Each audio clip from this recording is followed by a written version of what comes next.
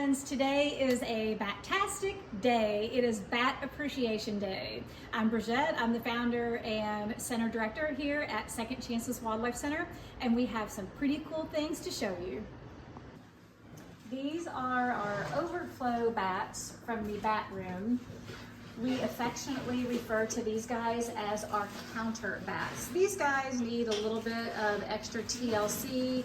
They might need a little extra assistance being fed. We have to train each bat to feed from a bowl, and some catch on just a little bit faster than others. These little guys either have refused to eat on their own and just being stubborn, or they just don't understand the concept quite yet.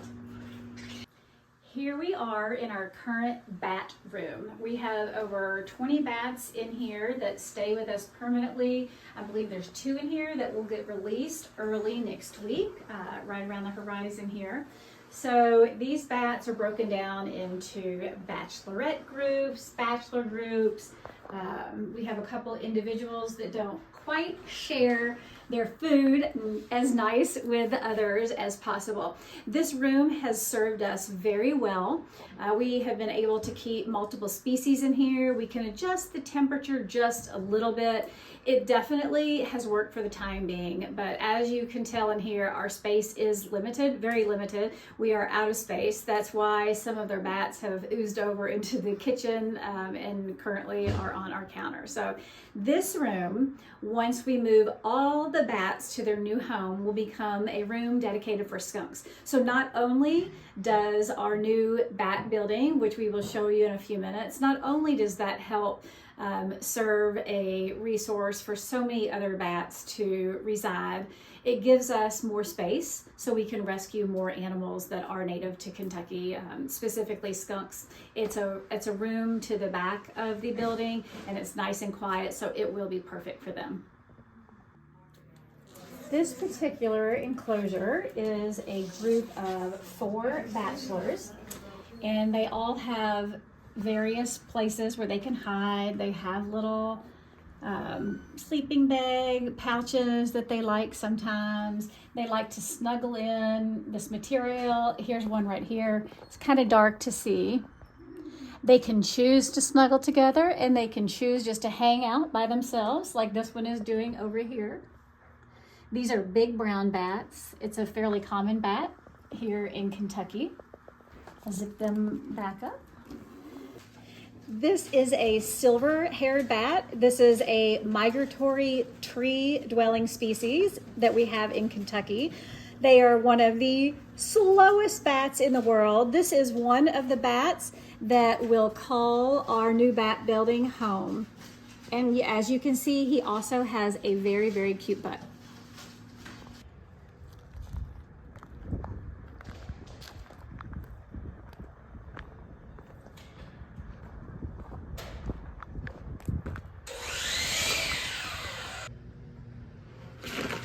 Guess where we are? We're in the new bat building. I'm so excited. Come in and let me show you around. Yay, bats. B-A-T-S, bats, bats, bats. So, you can't tell now, but this is going to be a happily ever after home to non-releasable bats.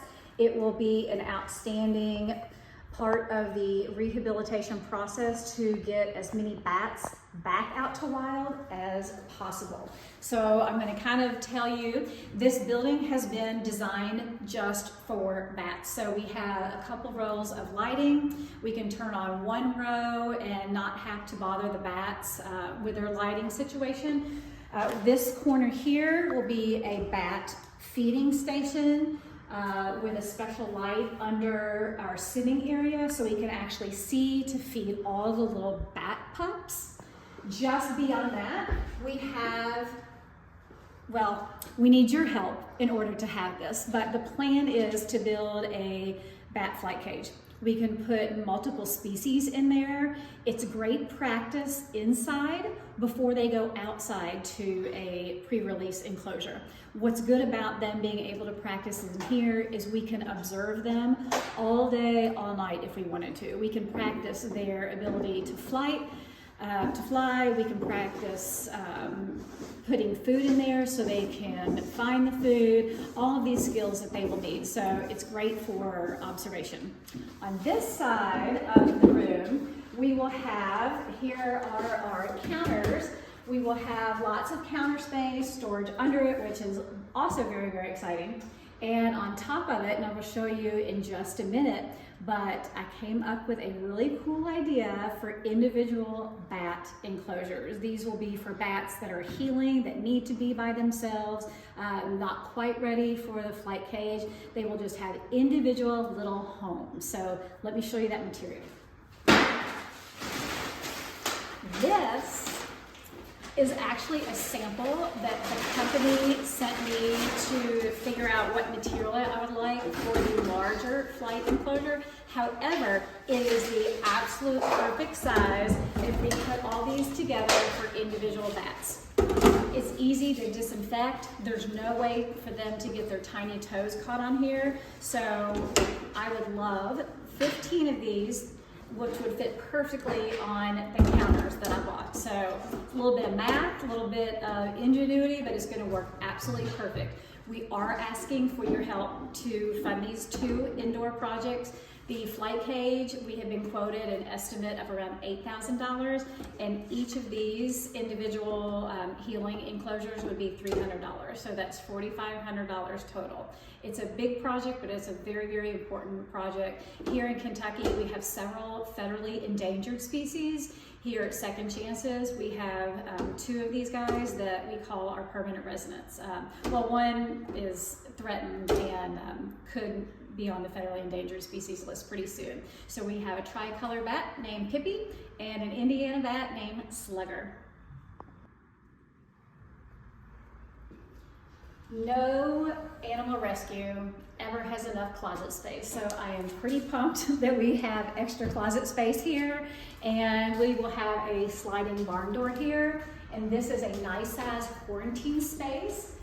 Again, with natural lighting for our bats, but bats that come in that need to go through a quarantine time period, this is the perfect location. If we need to hibernate some bats, we could close this door and adjust the temperature, adjust the humidity level. So all these things were considered when designing this building. So this building is for bats. It is Kentucky's first and only building dedicated for bats. I'm so thankful for all of our supporters that have contributed to the funding of the outside of the building, which is complete. So yay for all of you all. Today we are asking for your help to furnish the inside, to furnish the bat flight cage, which is perfect for them to practice and for us to observe them, and our smaller individual enclosures for healing and right before they're prepared to return to the wild. So happy Bat Appreciation Day, happy everyday loving bats. We appreciate you and all you do for us. So today we are asking for your help. Thank you so much.